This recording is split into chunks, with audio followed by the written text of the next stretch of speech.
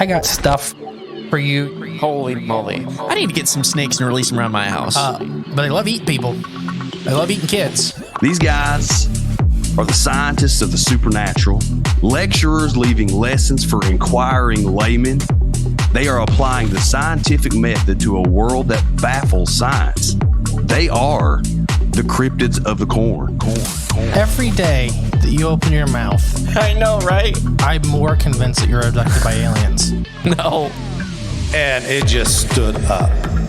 I mean, it just like kept going and going. And she goes, what the? These are idiots. I was laughing reading this because I already knew how you would feel. Idiot. What part of the story fits your balloon? Well, This isn't a UFO. But who else has big black wings and red eyes? Batman. Well, Mothman. Oh yeah, Mothman. Well, everyone, I think we know exactly what it is. So say it all with me. It was the sandhill crane. Would you try it? No. You wouldn't eat it? No. Why? Because they're probably toxic. There'd be a lot of poop in my pants. Seen a 6-foot alligator go swinging through the air and slam into a tree.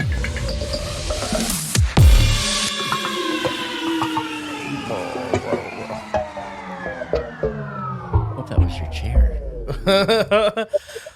Welcome back to Cryptids of the Corn podcast.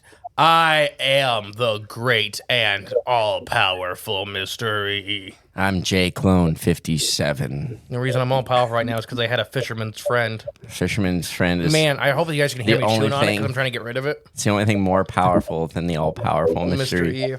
Man, this is like chewing on gasoline. But we're not, jeez, this is bad. We're not alone. Where'd the voice go? Huh? I have not used it yet. Oh, sorry. We're not alone today. We're joined by two amazing people with an amazing show and an amazing art studio. So I'm going to kick it over to Jay. Oh, we're That's normally your cue. oh, okay. When I say I'm going to kick it over to Jay and I stop talking for that second. We're joined by a fellow podcast. I need another Clear fisherman's your throat friend. right into the mic. Sorry. Trying to get it out. Maybe I can't do the voice. We're joined by a fellow podcast, Nevermore Hollows. Chris and Alan, and Chris was part of Black Sheep Studios as well. And we met him at Crypticon 2 years ago. I think 2 or maybe even 3 years ago at this point. I don't know. It's all melting together. It's hard to keep up. But welcome to the show, you guys. Welcome. Hey, how's it going? Yeah, excellent. So you know why we make Jay do the intros? Because they're always bad. Yeah, I'm not. No, but you guys have an amazing show. I've listened to, everybody at home knows I don't get the chance to listen to many podcasts anymore. Doing a podcast, we have an episode come out every day of the work week. So it's just like at this point, I listen to our show a lot. Do you? Unfortunately. Oh, you have to, yeah. I hate listening to our show sometimes. Oh yeah, My voice. but no, you guys got a great show, and Chris does amazing artwork. So yeah, if you would, whichever way you want to do this, it doesn't matter to us. But let's pick one and talk about it, and then we'll talk about the other. All right. Well, great to be on the show, man. I appreciate it.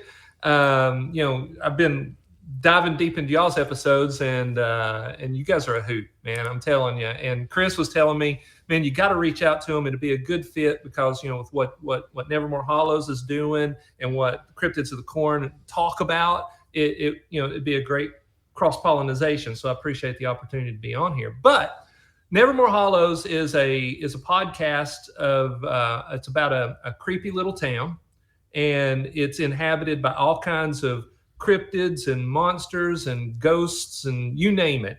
Now the spin is that whatever cryptid or whatever monster we talk about, in the story, it's going to be unlike any version you've ever heard. I don't want to tell just another vampire story or just another Bigfoot story.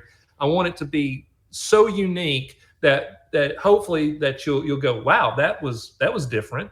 And so it's set in this little small town. You've got all these returning characters, and some crazy stuff is happening. Oh, yeah. And so that's what it's about in general. So Chris, you always describe it as Like if Mayberry and the Twilight Zone had a baby. No? Yeah, I love it. That's a t-shirt. It is this tiny little town in Georgia that you on the outside you would really want to live there because it just looks like the perfect place, and then just underneath the surface there is all kinds of craziness going on, monsters, aliens, demons, alligators falling from the sky. But it's got some nice shops and some nice restaurants and some really good people who are trying to keep the evil at bay. So it's basically the story of of those characters having to stand up and fight evil on any given night, and how they or day crazy stuff happens in the day as well. But one of the central locations in the universe, it's kind of like the Nevermore Hollows universe, kind of like the MCU. We call it the NHU. Yeah. But there's a Waffle House on the edge of town where all the crazy stuff happens.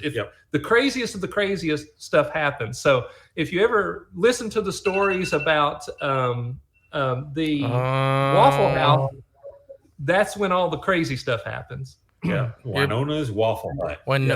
Winona's Waffle Hut. It's like the central hub for all bad things. I was gonna say it reflects reality. So the very first story was a Waffle Hut story, and it's when a demon-possessed monkey walks in with a clown on a leash. So there you go. Wait, say that again. A demon-possessed... Can you draw a demon-possessed capuchin monkey? And I went, yeah, that sounds like a challenge. Let's go. But the clown's on the leash?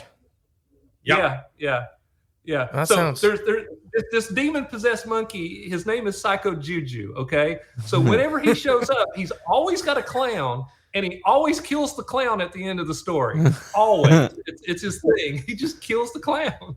It's just his thing. So obviously, there's some tongue-in-cheek dark humor in these stories as well. I think they're funny. I think they're great. I just like the name Psycho Juju. The Psycho Juju monkey. Yeah. The demon-possessed monkey pulling a clown around on a leash. That sounds like a typical Saturday night for you. For me, yeah. Which one are you, the monkey or the clown? So hopefully anybody that's listening and they like scary stories already out of the gate, they're thinking, well, it's going to be different. Let's give it a shot. Everything has happened. A lot of the cool stuff. We got Psycho Juju shows up at the Waffle Hut. The Tooth Fairy shows up at the Waffle Hut, and it's not your normal Tooth Fairy. This is not a little thing with wings. This is looks like a homeless guy. He's got a bag of teeth that he carries around and a pair of bloody pliers. So the funny thing, guys, is I do sound effects as well. I make the monster noises. I have sound effects. So I was trying to figure out what would a bag of teeth sound like. Oh, no. So I went through the house. I had a Ziploc baggie, and I was putting all different kinds of things in it, and I would shake it in front of the microphone and I'd listen to it. And I was like, man, nothing sounds good. So I found some poker chips, and that was as close as I got. True story here. I was talking to a friend of mine, okay? And I don't know why I didn't think of this.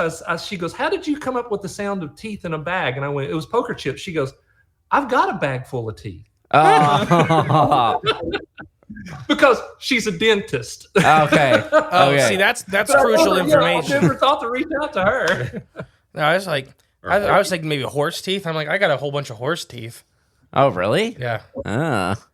What? Psycho. I put them in your pockets. Oh, okay. You never found a horse tooth in your pocket? Like, no. Oh, how'd this get here? That was a toenail. Yeah. It's a horse tooth. No, that's awesome. And it's fun. It's a great show. And I was telling Alan, audio quality is great and all that. I love it. It's really a lot of fun. I listened to the Gargle episode most recently, which I won't spoil nothing for nobody, but it was really good. I enjoyed it thoroughly. The cat is a heavy influence. You have no idea what we're talking about. Well, curiosity killed the cat, but for a while I was a suspect. What? Yeah, Stephen Wright. That was Stephen Wright. Holy moly! Yeah, look, he was awesome, man. He was awesome. Yeah, I love it when he said one of my favorite jokes with Stephen Wright is when he said he couldn't find his car keys or something. He said he called information back, and she goes, "Did you check behind the couch?" It's just out of nowhere. It's just it's crazy. Now, is there a Tudor's biscuit world there too? Say what? Is there a Tudor's Biscuit World there too? No, but we Tudor's Biscuit World. We could put a Tudor's Biscuit World in there. Well, because all the little shops. Yeah, I try to always give the little shops just little name.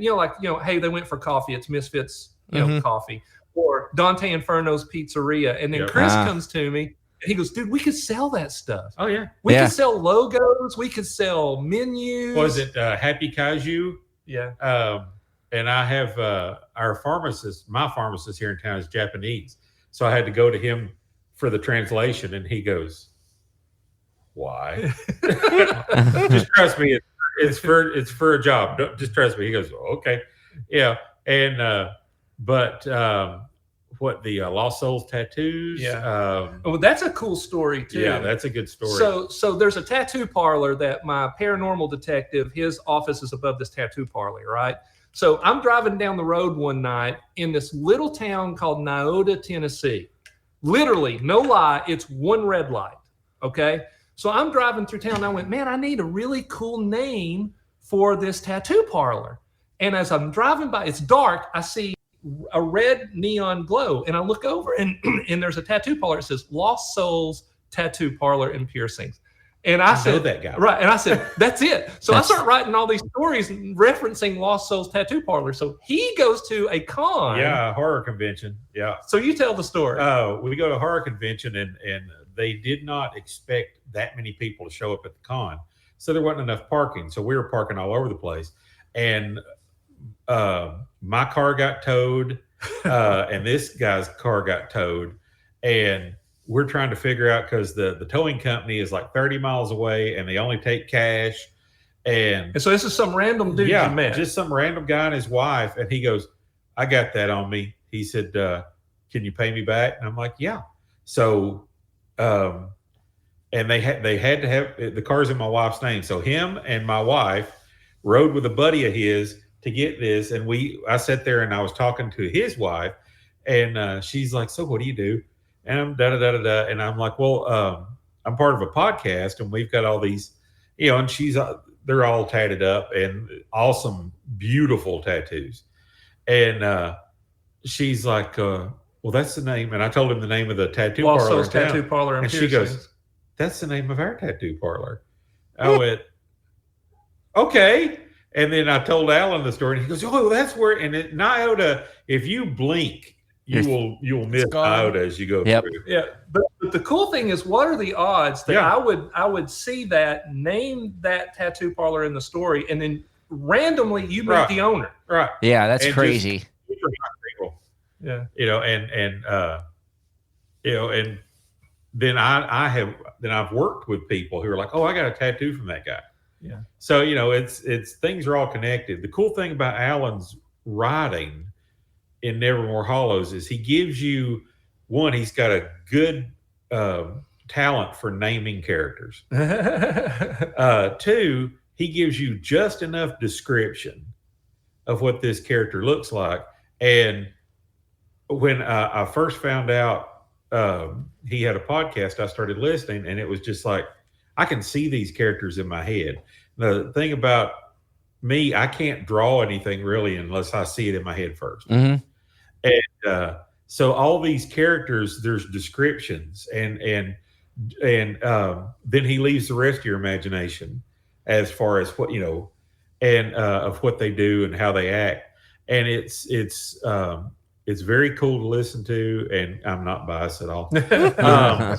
But it's fun, and there's a lot of intertwining of stories and characters. So there's a good base, and then there's some really good one shots. So yeah, it's fun. And so now, and to turn it to your art, I met Chris 30 years ago, right? Oh, wow. And it was one of the situations where we would lose touch for a couple of years, and we would meet, and it's like, we're brothers, right? Yeah. And we'd lose touch for a couple of years. So he calls me January a year ago, and he goes, "Hey man, let's go get some tacos." So we go to the taco place, right? And he goes, "You've got a podcast?" And I went, "Yeah."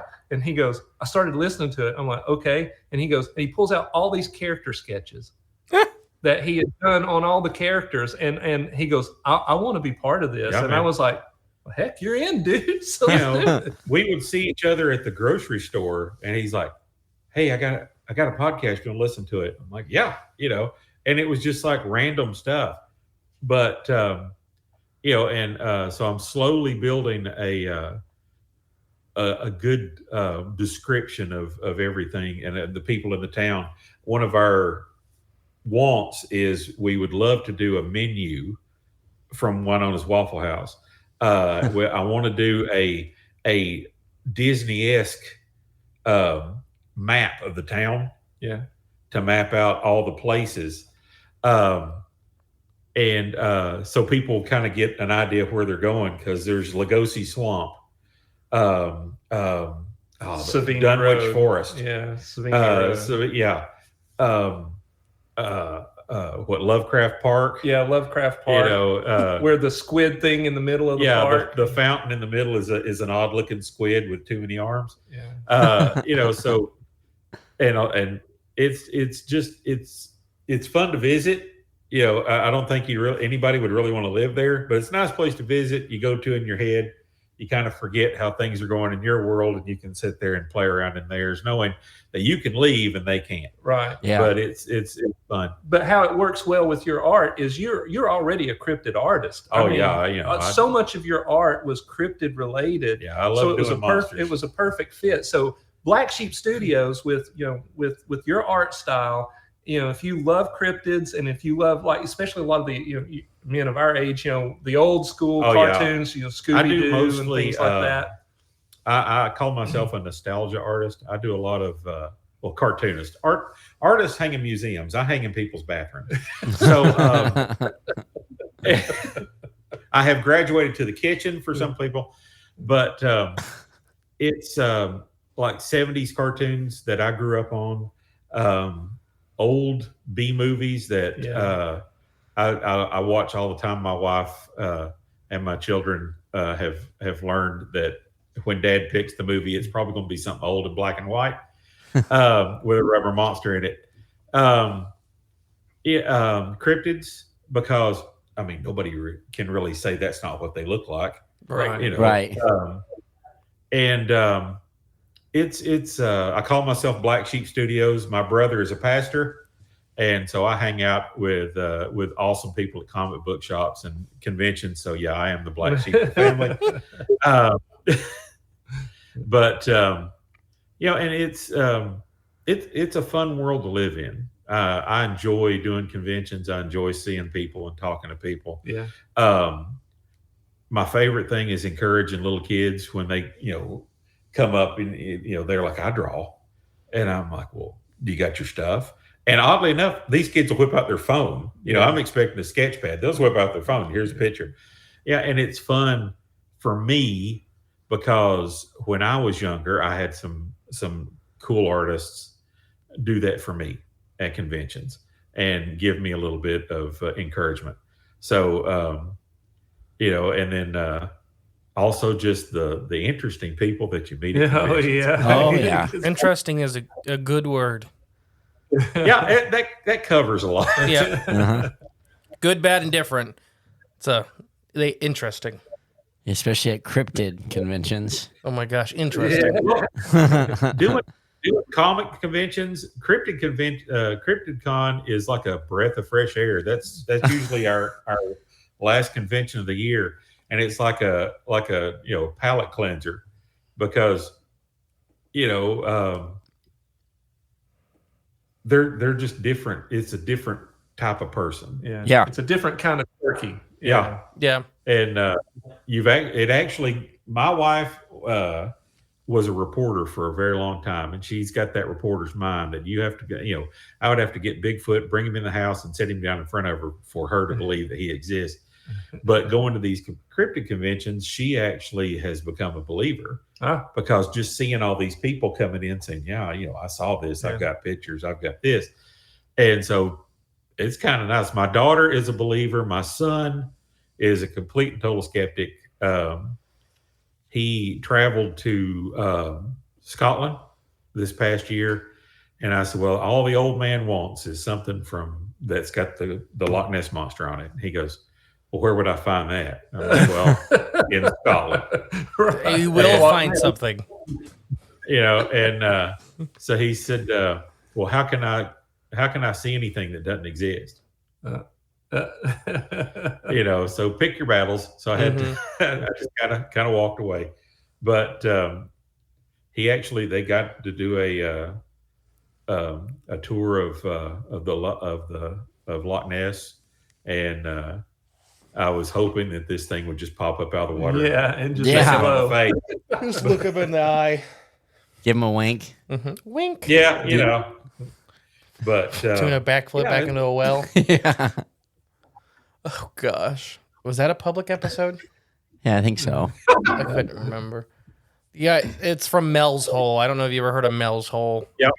Yeah, that's a weird place, man. Yeah, I would. That's just an odd story. It's on Google Earth, right? Yeah. I didn't know that. A bunch of listeners started sending me that screenshots, like where it is. Of Mel's Hole? Yeah. I'm like, that's not the real one. The government took the real one. Probably. They're using it to dispose of toxic waste. Keep throwing it in the hole for the tumor seals. Yeah. They like it. Right. No, that's awesome. Or they can dispose of the people that know about Mel's Hole. Yeah, they end up in the hole. Yep. Do you have any? When do you guys start doing cons again? And Alan, are you going to do any this year? Yeah, we've got Chattacon coming up.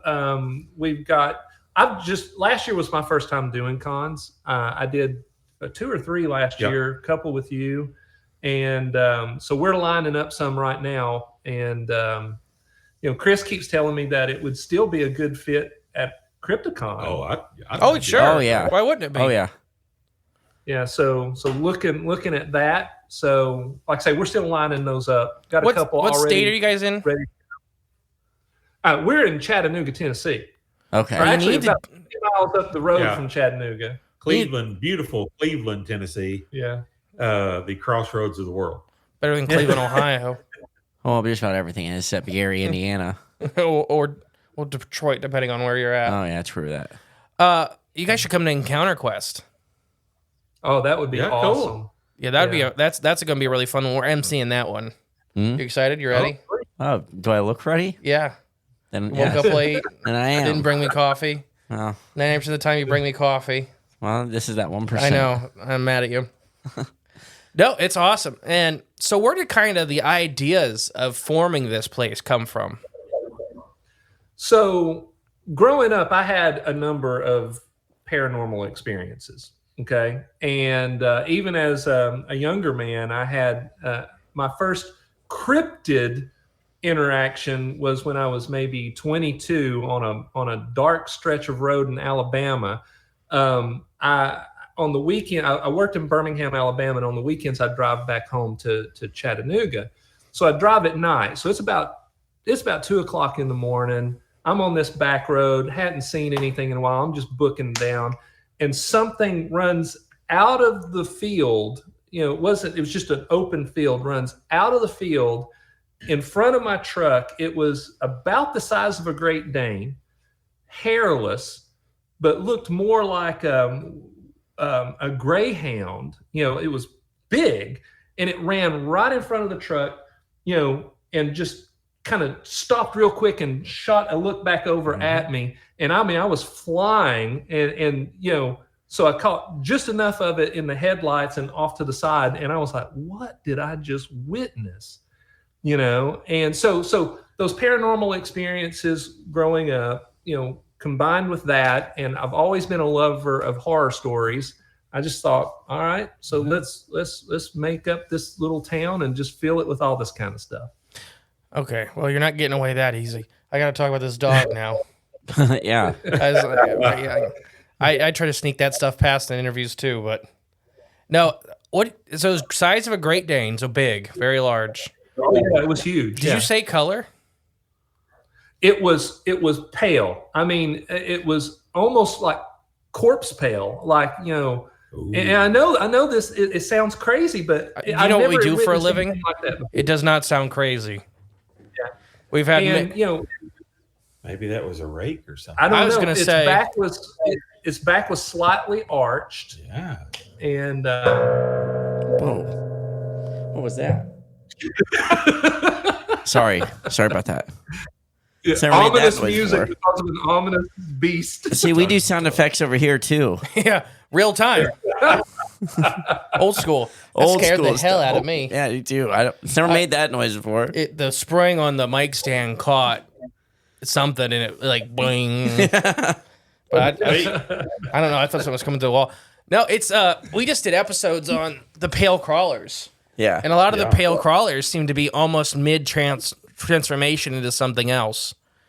And that's kind of made me think maybe that's because that's what a lot. How many of the pale crawler stories we have? Kind of right in front of the car. Yeah, right. Or running at the car, or that's weird. And the skinwalkers we did, and you went to Basin. Oh, dude, they're creepy, man. Wow. Yeah, it's a good thing you didn't stop. You probably wouldn't have your organs anymore. But, I mean, it was scary enough that I wasn't, and I was by myself anyway. I would have been foolish to stop and look at that. It happens. You're on a back road in Alabama. That's so right. You don't stop for anything. It happens. These things lure you out of the car. The guy that was peeing was probably the scariest one. Man. He pulled over, and he was in Georgia, right? The guy that was peeing? I can't remember. He was in Georgia. Maybe it was Alabama. He was down south, and like this back road, and he's had to pee real bad, and so he pulls over, and he's peeing on the side of the road, and he assumes it's a deer, and he keeps hearing it on the other side of the road coming towards him, and he's like, oh, so he gets back in the car. He gets a panic feeling, gets back in the car, turns on the headlight, and this thing is halfway crawling like a spider over the road, coming to right where he was standing. And then it just backs up in reverse and waits for him to leave, like it was stalking him. Don't pee on the side of the road. You will get got. Yeah, that's a big no for Bob. Yeah, right. Yeah. So, but I mean, that's what it sounds like with what you guys are describing. That's very similar to what I saw. And I think that your town probably does exist in real life. I think that we talk like Crystal Cove and, all this stuff from cartoons and movies and entertainment and media. And there's just like Gravity Falls is another one. Yeah. There's just these little towns. I'm trying to think of one that we've talked about. I mean, the Bridgewater Triangle, You went to Basin. The whole state of Utah sucks, apparently. Yeah. We had a bunch of emails about that. Like, yeah, it's bad. Don't go out to Utah. You will die, I guess, unless you stay at Salt Lake City. But then they have giant manta rays that eat people. Yeah, you got to pick your battles. And salt dragons. Salt dragons. Pick your battles.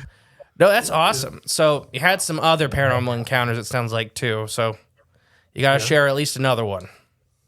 All right. And then I'm coming for Chris. This one actually happened in Cleveland back before. I know you guys are not in on this. This is inside baseball. Back when Tasso Road was still country. Oh yeah, okay, I got you. So my first car was a 1970 Volkswagen Beetle. Right. So one night I'm tooling on this back road, headed. I was living in Athens at that time. Okay. Athens, Tennessee. So I'm tooling along, and I come around this curve, and I see a light off in a field, just cows. Just it's farm, right? So I come around, I see this glowing light, and I'm like, okay, I don't know, this is whatever it is, right? So I come around, and this shiny ball of light, it was about the size, I don't know, maybe of a tire. Okay. But it was a sphere, and it was sitting out in the middle of this field. There were cows roaming around, and it just shoots straight up into the sky. Wow. Now, I've always, my mind always went UFO, but recently I listened to one of y'all's episodes where y'all were talking about, the orbs could be some sort of manifestation related to Bigfoot. Yeah, so because they're seeing orbs. Yeah. They're seeing, different colors. I've heard blue, I've heard orange, I've heard white. Sure. Yeah. Mm-hmm. Even pulsating colors and all kinds of stuff. That's crazy. Yeah, this was bright. I mean, it was just white. Yeah. It wasn't pulsing or anything. It just shot straight up into the air. My dad saw something like that. Yeah. And my dad is like skeptic as, he didn't believe in any of this stuff. And, you can't, this back when this happened, this was like 89. So, it shows my age. But, back in we didn't have drones back then. So it wasn't somebody out in the field messing around with a drone. Did you exist in 89? Not yet. Neither did I. I might have been in a twinkle in my dad's eye. My dad was still in high school. I think that's my what dad was Dad not. saw it too. Yeah. But he saw it on the other end of town. Yeah. I mean, Can't it tell. was something. Because I remember when I tried, I've always been they call me the whack job of the family. I'm the conspiracy nut Oh, because I'm open to these things, right? Yeah. So I think if you're open to these types of experiences, you see them. Yep. Right? To that thought, if I may, I think it's kind of two-sided. I think it is probably partially that. I think the other part is that we don't explain them away. I think Right. a lot more people have encounters with all kinds of paranormal, and they just ignore it. It's not that it's not happening for everybody. It's just that if you're not in that mindset and you do not want it to be, it will not. You're just you see where are lights in the sky? All right, it has to be drone, and just move on. Yeah. Not double looking. You happen to maybe see a Bigfoot, on the highway at night, and you're like, that was a bear. Oh, I see him as a bear. Yeah, right. I'm going to tell everybody it was a bear. Yeah. I think so. I think it could be both, though, that I do think the phenomena as a whole does more frequently present itself to people that are open to it. But I also think more people are experiencing the phenomena and wanting to explain it away, to whether religious or personal reasons. Or what's your thoughts, Jay? I don't know why. It just made me think at the time that my dad and I were driving Oh, the bear. with the bear when he thought he ran over a bear. And then I thought we ran over a guy on a bicycle. Doesn't that sound? He didn't explain the story. The bear on a bike. Well, They killed a guy. We were driving down in the middle of the night up in Canada. And like you say, you drive in the middle of the night and it's so dark out. He actually turned off the headlights and it was pitch black. You couldn't even see the road just for a second to see how dark it was. And the road was an empty road. There's trees on both sides. There was no moon out at night. So, and it's in the middle of nowhere. And we're both driving and I just seized up because I thought a guy came out of the woods on a bicycle. And right before we hit him, he went flat to the road and went 2D and stretched out over the road, and we ran right over him. And wow. I tensed up because I thought we were going to hit him, and my dad's driving, and he goes, "What are you doing? What's wrong?" And again, it was 2 or 3 in the morning. And I was like, I don't know, but I swear we just ran over a guy on a bike. And he goes, "Oh, well, about 10 minutes ago, I thought I ran over a bear. So I think we better pull over." I think it's time to take a nap. Now I'm wondering, we both agreed we were hallucinating. That's why we needed to pull over. But I'm wondering if there was more to it now. If it was the woods playing tricks on you. Oh, the Fae and stuff like that, forest elementals. Because I know I saw, I can remember seeing it still. But it was weird, yeah. I swear we ran over it because I was bracing for impact and whoop, 2D right over it. Yeah. So putting yourself in that, how he just described it, that would be terrifying. Oh, yeah. Yeah. I would have just forwarded it and just kept going. Right. I'm not going to get out in the middle of the night and check on somebody. No, I think they just hit a guy and they were covering up their tracks. Yeah. What would a guy? Here's the other thing that would just blows my mind. What I was thinking too. In the middle of nowhere, these woods, what's a guy on a bicycle doing? There's a lot of Amish in Canada. Yeah, in the middle of the woods, just shoots out right in front of our car. What's that famous cult leader? The big smelly guy. That's how he's known by. He was a Canadian cult leader, and he made them all ride bikes. Really? What? Shoot. And if he had a hankering for chips, he would probably make you ride into town, whether it was 2:30 in the morning or not. Well, this wasn't in town at all. Middle of nowhere. I mean, he's making this guy ride 40 miles into town. Yeah, you gotta go straight through the woods. I want Funyuns for breakfast. Move. That's how green onion. Yeah. Take the shortcut. Go Right. through the woods. Yeah, go through the Smack. Shortcut. These two drunks from Ohio smack a guy on a bike in the middle of Canada. Yeah, just keep driving. I'm going to question your dad about this. Do it, please. He'll be like, yeah, I had to tell Jay it was just the shadow we hallucinated because we killed that guy. Yeah. He was too young. I didn't want to scar him. I was scarred. Still am scarred. Your dad murdered somebody on a bike? No, I don't think so. Yeah, I'm too guilty of a conscience. Interesting. How about you, Chris? You're up to bat. Oh yeah. Well, let's see. When I was 19, one of the first jobs I had, I worked at a television station, a local TV station in Cahutta, Georgia, and I worked midnights. And so I was coming home, and we have here in our town, it's on the Georgia line, is Red Clay State Park, where the Trail of Tears started. Yep. And so I was going through there. It's about 6 a.m. Had the windows down to keep me awake because I've been up all night long. And through the mist, it was early summer. Through the mist, there was a Native American standing in the park area, and he was on a horse. So he was on the horse's back. And we both saw each other, and he raised his hand and waved at me, and I waved back. And then I'm thinking, wait a minute, because there's nobody camping. Yeah. And then I looked back, and he was gone. So I made it home in record time. Yeah. You know what's weird? That's the second time in like a week we've had a residual type haunting actually interact with a person. Oh yeah, I guess so. We're doing the show. There's the Cherokee believed a lot in the blue holes. Yeah. Mm-hmm. And there is a blue hole there. Yeah. So, and a lot of stuff happened there. So I was like, and again, I'm like, well, okay, but I'm not going back. Right. That's not the way I'm going home anymore. Yeah, because there are no Native Americans still in this area. Not really. No. Maybe if you get up into North Carolina. Yeah. But and they wouldn't have been dressed like that early in the morning. And that's the whole thing.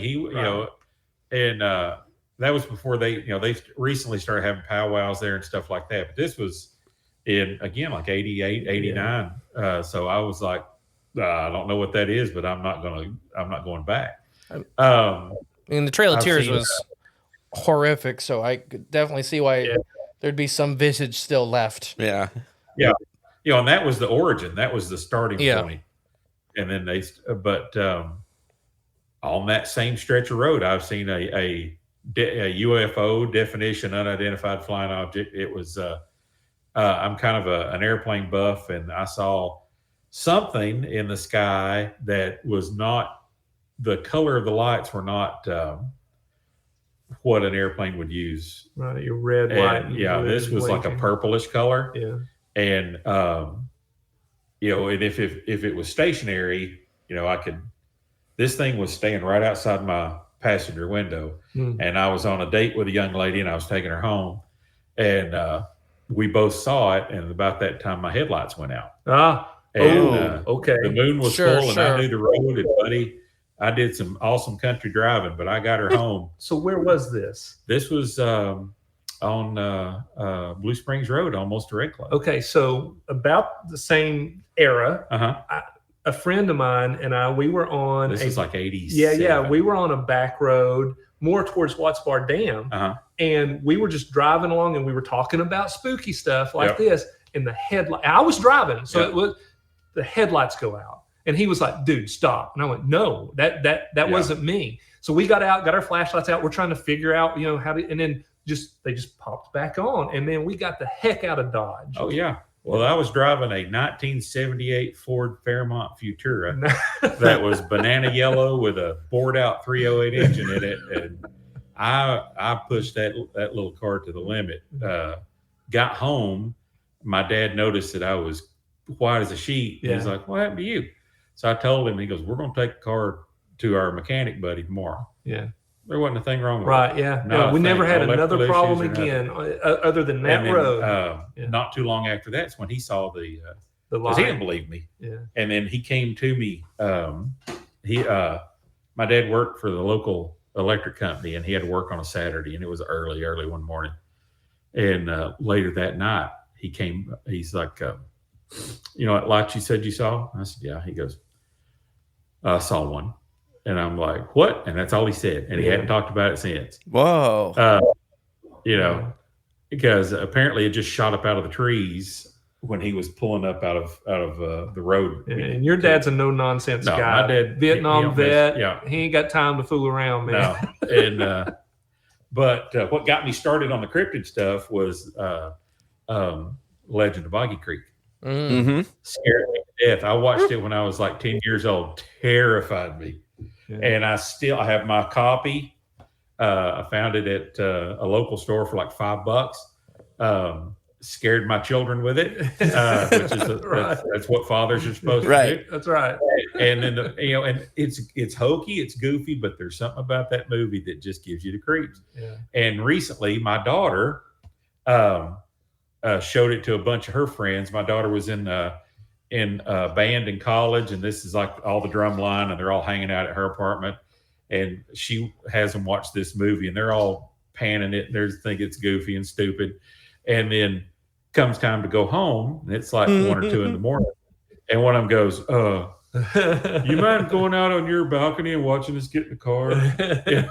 Yeah. So here these guys are like, it freaked them out. And and then I've recently done some artwork about it because I just love that movie. It's one, I mean, have seen ultra classic. Oh yeah. Seen ghosts. When I was a child, I saw the old hag. That I can see that in my mind right now. Was she on you? High school? Huh? I'm sorry. Was she on you? Like when you seen her, or what? No, she was at the foot of my bed. Okay. And I was like 6. Yeah. And I can still see what she looks like. And as soon as I started screaming, yeah, and was it sleep paralysis? I don't know, but it carved itself into my skull. Well, we've got a Boo Hag story in Nevermore Hollows, and I just finished another one. It's gonna be in the new season. Yeah, the Boo Hag breaking news. Freaky thing. Yeah, we tell some Boo Hag stories in Nevermore Hollows. But where we live locally, we have, like any small town we have our own ghost story of a little girl that.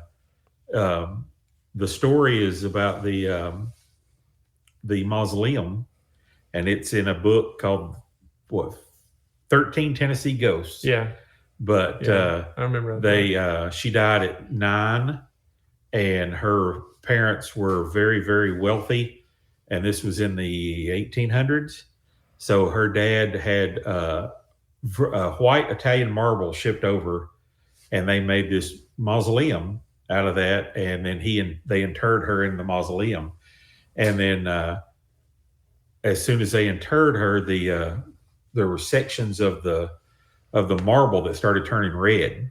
And so they had them yanked out and replaced, and the stain came back. So it's blood stains on the mausoleum. Yeah. And supposedly you have to get permission from the church, and they won't give it. If you walk around her mausoleum 7 times in silence, the door opens up and she invites you in to play. Don't take that offer. No. The Folk, Arkansas story, or the Beast of Boggy Creek story, made me think of a video I was watching a couple nights ago, where this big brother, his sister was having a sleepover, and they brought a Ouija board. And he kept telling them not to play with it. And they went upstairs and they started playing with it. And he goes down to the breaker box, but he has his girlfriend's phone sitting on their windowsill so he can hear when they're asking it questions. And they go, "Are you here?" He turns it off once and turns it on. They all go, and then he just starts slamming it back and forth. They all start screaming, running downstairs. And he just slamming the breaker on and off. The whole house is just turning on and off. They're going nuts. They're like 12-year-old girls just absolutely. But the Beast of Boggy Creek is a lot, is a start for a lot of people in this community. Oh, yeah. You ever been down to Folk? No, it's on my list, man. It's amazing. I want to go there. I want to go to the Monster Mart. I want to, just say that I'm there. And Bigfoot Barbecue's right next door. It's sweet. It's like a town of like 250 people. I used to go a couple times a year to the area for fishing, and it's an awesome community, awesome place. Lyle lives like an hour and a half away. something like that. Lyle, you can correct me if you ever listen to this. Yeah, I listen to a lot of Lyle stuff. I like Lyle's a good guy. like his music. Now, we're at the 45-minute mark. I still have the surprise to do. Ooh. What? Ooh, the surprise. Ooh. Yeah. But first, again, tell everybody where they can find your stuff, and I'll have all the links below.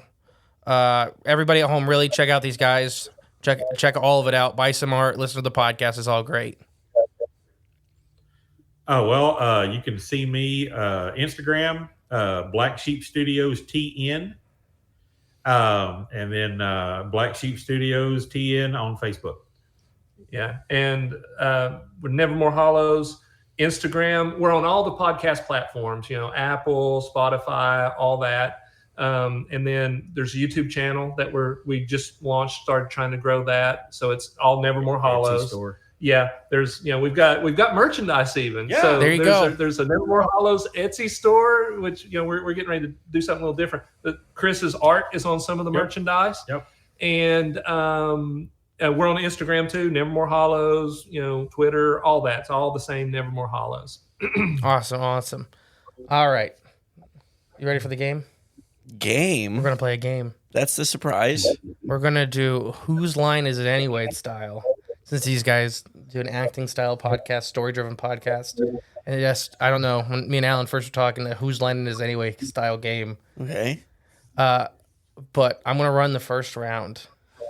And I think Am I Colin Mockery? Huh? Am I Colin Mockery? I don't know any of their names. Oh, I'm the bald one. Aren't they all bald? Yeah. No. He's the one that gets made fun of for being bald. The black guy? He's brilliant. Oh my no, gosh. He's brilliant. They're all great. Yeah, they're all brilliant. Yeah. Oh I think they're my funny. God. But Go on. Never mind. all right. Now, I need a subject, Jay. So where will you guys be? What will be the action you guys are doing? Like, be trying to get cash out of the bank, or give me an idea. Oh, I'm the crowd you're calling upon. Oh, you're also going to be an actor in it. Oh, But I have your roles. gosh. Okay. We're all three of us. I'm sitting this first one out. Right. So Yes. us three. Yes. I don't know. You said ATM, or we're robbing a bank. Okay. So Chris will be the bank teller. You and Alan will be robbing the bank. Okay. Except the catch is, you're all cryptids. Okay. Chris will be the frogman. Alan will be Bigfoot, and you'll be the Snallygaster.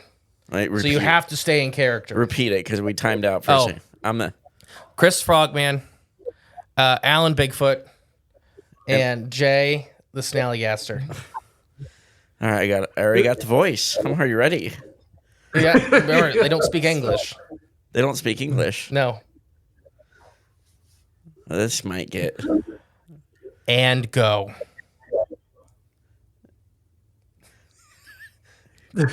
Come on. Who's starting? You're starting. You're the head bank robber. Go. Okay. Wait. Okay. I'm with the frogman. No, Right? you're with Bigfoot, Alan. Oh, I thought he was the teller. Chris is the teller. Oh, I had this all screwed up. All right. I knew this was gonna be great. So we're in the car outside of the bank, first. Okay. All right, Bigfoot. Okay, we gotta get in there. There's a frogman behind the counter, and you gotta distract him, okay?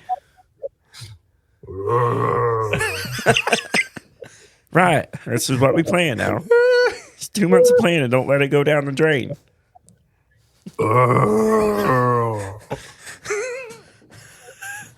All right, let's get inside. All right, everyone in here. I need y'all lay it on the ground, and I'm going to talk over this frogman here and get some money. Yeah. Ribbit.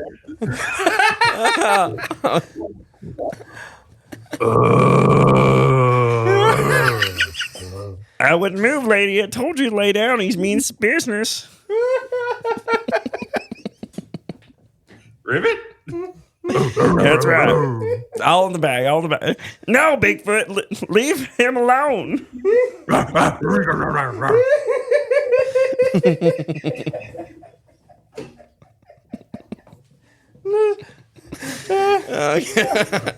Come on. You gotta finish the scene.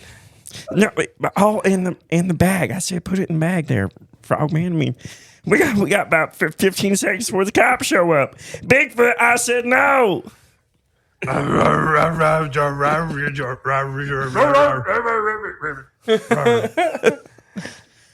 right.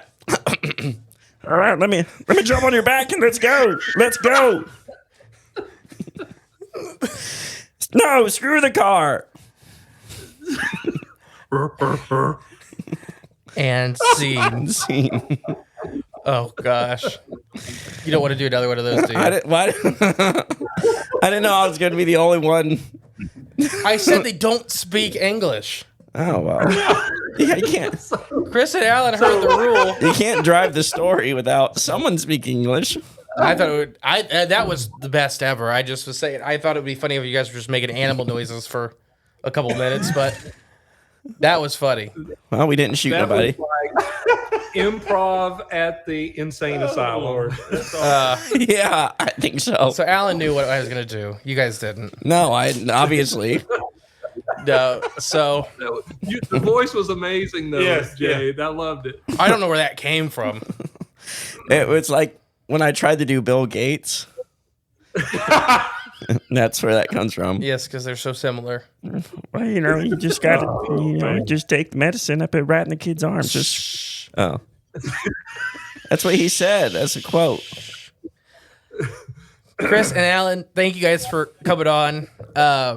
Thank you for all the fun we've had this hour. It's been a ball.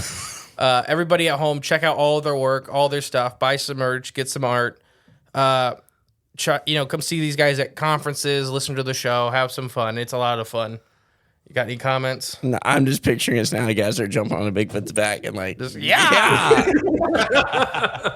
All right, so we like to end it a certain way here. We're all going to count down from 3, scream bye into the microphones, and the outro will play. Are you guys ready? Yep. All right. 3, 2, 1. Bye. Bye. Bye. Hey guys, thank you for listening to Cryptids the Corn podcast. Remember, the best way to support the show is share it with a friend. But if you are craving more of the J clones and more from Mr. E, there's always extra content on Patreon and our paid member space on cryptidsofthecorn.com. We'll catch you next time with more exciting, fun, and informative information. Bye.